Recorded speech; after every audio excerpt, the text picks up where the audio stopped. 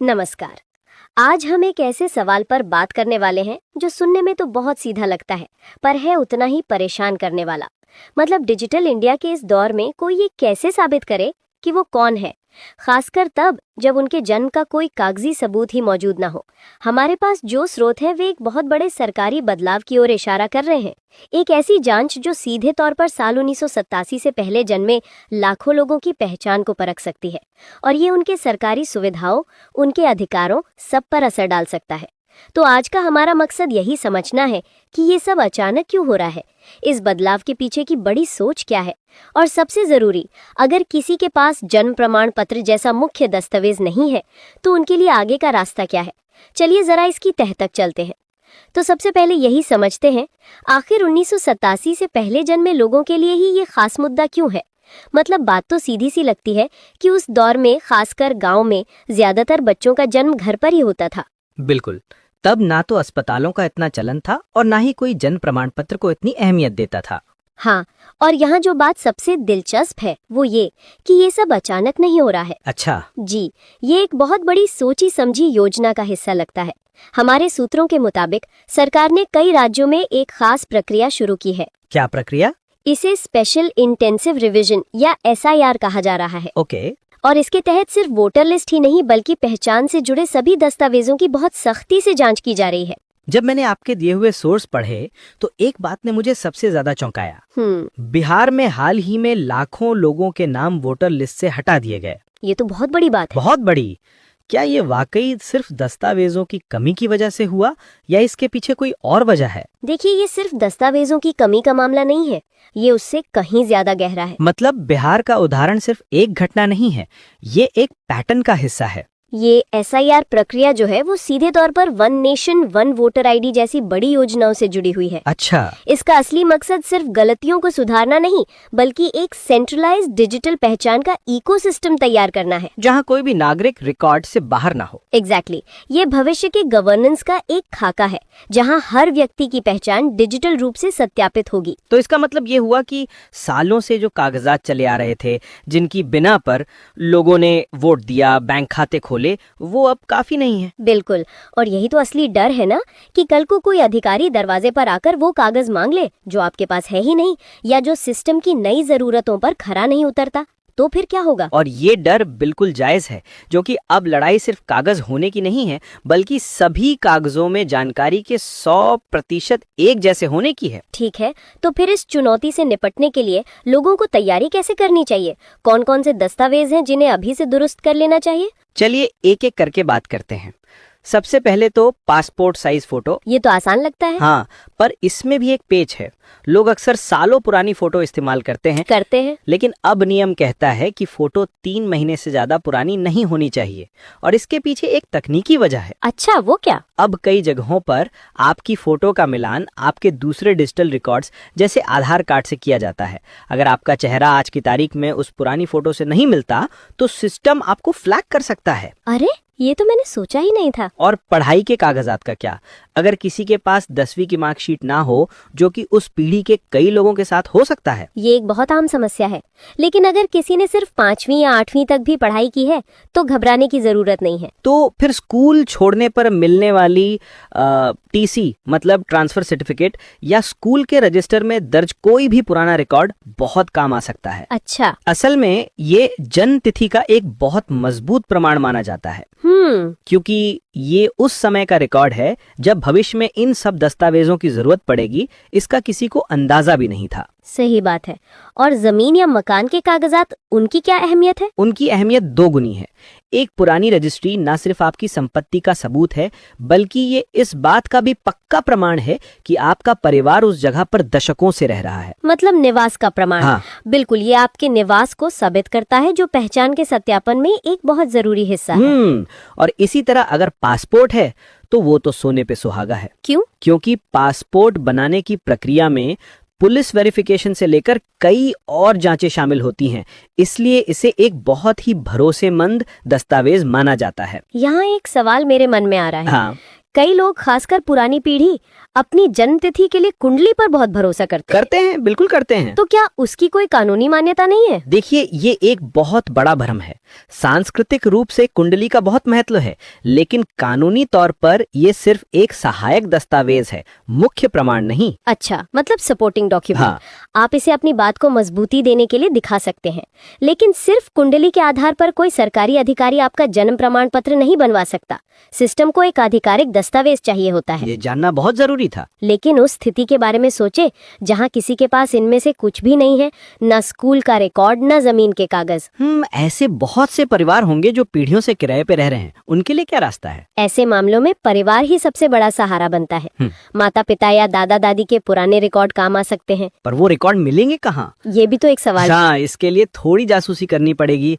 हो सकता है दादाजी के पुराने बक्से में जमीन की कोई पुरानी रजिस्ट्री पड़ी हो, या पंचायत घर के पुराने रिकॉर्ड में परिवार का कोई जिक्र मिल जाए। कुछ समुदायों में परिवार की वंशावली सहेज कर रखने की परंपरा होती है, वो भी एक मजबूत आधार बन सकती है। मतलब ये सीधे प्रमाण तो नहीं है? नहीं, सीधे प्रमाण नहीं है, पर ये नए दस्तावेज बनवाने की प्रक्रिया शुरू करने के लिए एक शुरुआती बिंदु देते हैं। लेकिन इन रिकॉर्ड्स को इस्तेमाल करते हुए भी तो लोग कई गलतियां कर बैठते होंगे। बहुत।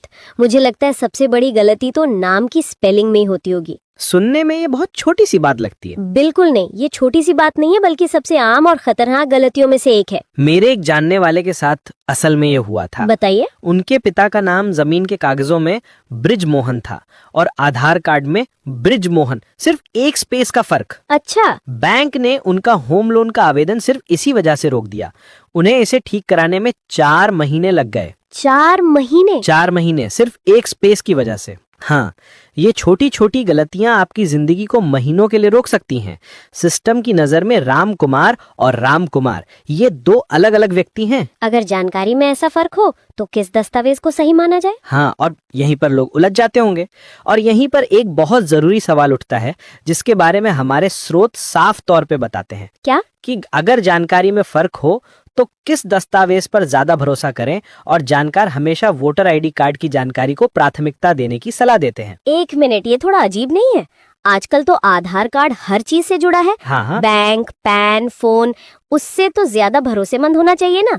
वोटर कार्ड तो बस चुनाव के लिए होता है। आपका सवाल बिल्कुल जायज है, और यही सबसे बड़ा कंफ्यूजन है। देखिए, आधार का डेटा डायनामिक है, यानी उसे आप ऑनलाइन ओटीपी के जरिए भी बदल सकते हैं। हाँ, पता बदलना काफी आसान है। बिल्कुल। जबकि वोटर आईडी का डेटा स्टैटिक माना जाता है। उसे बदलने के लिए BLO यानी बूथ लेवल ऑफिसर की फिजिकल वेरिफिकेशन लगती है। वो घर आकर जांच करता है। हाँ, इसीलिए सरकारी नजर में वोटर आईडी के रिकॉर्ड की स्थिरता और भरोसा ज्यादा है।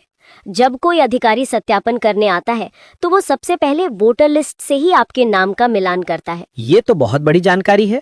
मतलब सभी दस्तावेजों को वोटर आईडी के हिसाब से सिंक करना चाहिए, ना कि आधार के हिसाब से। बिल्कुल। और कौन सी गलतियां हैं जिनसे लोगों को बचना चाहिए? एक और बड़ी गलती होती है शादी के बाद महिलाओं के नाम को लेकर। शादी के बाद नाम और कभी कभी सरनेम भी बदल जाता है। लेकिन कई महिलाएं अपने बैंक खाते या दूसरे दस्तावेजों में शादी से पहले वाला नाम ही चलाती रहती हैं। हाँ, ये होता है। ये भविष्य में पति के साथ जॉइंट प्रॉपर्टी खरीदने या परिवार से जुड़ी किसी भी सरकारी योजना का लाभ लेने में बड़ी परेशानी खड़ी कर सकता है। और अब पते की गड़बड़ी, वो भी एक आम समस्या है। गांव और छोटे शहरों में पते अक्सर बदलते रहते हैं। अगर आपके कागजात में पुराना पता ही दर्ज है तो सत्यापन के समय अधिकारी को वो जगह ही नहीं मिलेगी और आपका आवेदन सशक के दायरे में आ जाएगा। ये सब सुनकर ही किसी को तनाव हो सकता है। इतनी सारी बारीकियां, इतनी भाग दौड़। तो मुझे लगता है कि इसी डर और झंझट से बचने के लिए लोग बिचौलियों या दलालों के चक्कर में फंस जाते होंगे। और यहीं से असली मुसीबत शुरू होती है। ये एक बहुत बड़ा खतरा है। कैसे? ये दलाल आपको हफ्ते भर में कागजात बनवाने का वादा करते हैं और लोग उनकी बातों में आ जाते हैं। लेकिन ये लोग अक्सर पैसे लेकर नकली या अधूरे दस्तावेज बना देते हैं, जो पहली नजर में असली लग सकते हैं। हाँ, लेकिन जब उन दस्तावेजों का नंबर सरकारी ऑनलाइन सिस्टम में डालकर जांचा जाता है तो वो फर्जी निकलते हैं। और तब न सिर्फ आपका आवेदन रद्द होता है, बल्कि आप पर धोखाधड़ी के लिए कानूनी कार्रवाई का खतरा भी बन जाता है। और उन लोगों का क्या जो सोचते हैं, अरे अभी क्या जल्दी है, जब जरूरत पड़ेगी तब देख लेंगे। ये टाल मटोल, ये आदत। हाँ, इस आदत का क्या खतरा है? अगर हम इसे बड़ी तस्वीर से जोड़कर देखें तो ये देरी बहुत खतरनाक हो सकती है। जैसा कि हमने शुरू में बात की, SIR यानी दस्तावेजों की सघन जांच की प्रक्रिया कई राज्यों में शुरू हो चुकी है। ये भविष्य की बात नहीं है, ये आज हो रहा है। बिल्कुल, ये संभव है कि आने वाले समय में अधिकारी बिना किसी पूर्व सूचना के घर घर सत्यापन के लिए पहुंचे। उस वक्त तो घबराहट होगी, और उसी घबराहट में लोग गलत फैसले लेते हैं, जैसे किसी दलाल को पकड़ना या अधूरी जानकारी देना। ये गलतियां जिंदगी भर भारी पड़ सकती हैं। मतलब ये समझना होगा कि दस्तावेज बनवाना अब कोई विकल्प नहीं रहा। नहीं, अब ये आज के समय की सबसे बड़ी जरूरत है। तो ठीक है, हमने समस्या समझ ली, गलतियां जान ली, अब समाधान पर आते हैं। उन लोगों के लिए आखिर रास्ता क्या है जिनके पास सच में कोई पुराना दस्तावेज नहीं है? क्या उनके लिए सारे दरवाजे बंद हो गए हैं? नहीं, बिल्कुल नहीं। और यही इस पूरी चर्चा का सबसे सकारात्मक पहलू है। अच्छा, सरकार भी इस हकीकत को मानती है कि 1987 से पहले रिकॉर्ड रखने की व्यवस्था मजबूत नहीं थी। इसीलिए कानून में ऐसे लोगों के लिए खास छूट और वैकल्पिक प्रक्रियाएं बनाई गई हैं। वो प्रक्रियाएं क्या हैं? कोई अगर आज शुरू करना चाहे तो उसे क्या करना होगा? सबसे पहला और सबसे जरूरी कदम है एक हलफनामा यानी एफिडेविट बनवाना। एफिडेविट? हाँ, ये एक कानूनी दस्तावेज होता है जिसे नोटरी से सत्यापित करवाया जाता है। इसमें व्यक्ति शपथ लेकर अपने जन्म की तारीख, जगह और परिवार की जानकारी की घोषणा करता है। ये आपके दावे का कानूनी आधार बनता है। लेकिन सिर्फ एक हलफनामे से तो काम नहीं चलेगा। नहीं, उस हलफनामे के साथ आपको सहायक दस्तावेज लगाने पड़ते हैं, जैसे ग्राम पंचायत या नगर पालिका से जारी किया गया निवास प्रमाण पत्र, परिवार के किसी सदस्य का पुराना दस्तावेज जिसमें आपका जिक्र हो, स्कूल का कोई रिकॉर्ड या आपके मोहल्ले के 2 प्रतिष्ठित लोगों की गवाही। अच्छा, मतलब कई चीजों को मिलाकर एक केस बनाना पड़ता है। बिल्कुल, इन सभी सबूतों को मिलाकर आपकी एक फाइल तैयार होती है जिसके आधार पर रजिस्ट्रार ऑफिस से कानूनी रूप से मान्य जन्म प्रमाण पत्र जारी किया जा सकता है। प्रक्रिया थोड़ी लंबी जरूर है। लंबी है, लेकिन नामुमकिन बिल्कुल नहीं है। और ये जन्म प्रमाण पत्र आज इतना जरूरी क्यों हो गया है? पहले तो इसके बिना भी काम चल जाता था। इसका जवाब हमारे आज के सिस्टम में छिपा है। आज का सिस्टम पूरी तरह से डेटा और दस्तावेजों पर आधारित है। हम सरकारी नौकरी हो, पेंशन हो, बीमा का क्लेम हो, बैंक से कोई बड़ा लोन लेना हो या विदेश यात्रा करनी हो, हर जगह सरकारी मन पत्थर पे भरोसा नहीं करता है। उसे लिखित और सत्यापित प्रमाण चाहिए। सही बात है। इसलिए जन्म प्रमाण पत्र अब किसी भी व्यक्ति के जीवन का सबसे बुनियादी और सबसे शक्तिशाली दस्तावेज बन गया है।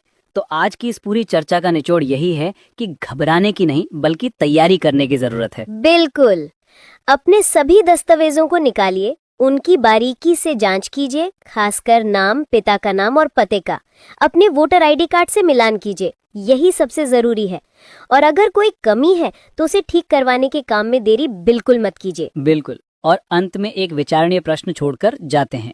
हम अपने दस्तावेजों को सुरक्षित करने से परे ये बड़े स्तर की जांच डिजिटल युग में हमारी पहचान को लेकर एक बड़ा सवाल खड़ा करती है। वो क्या है?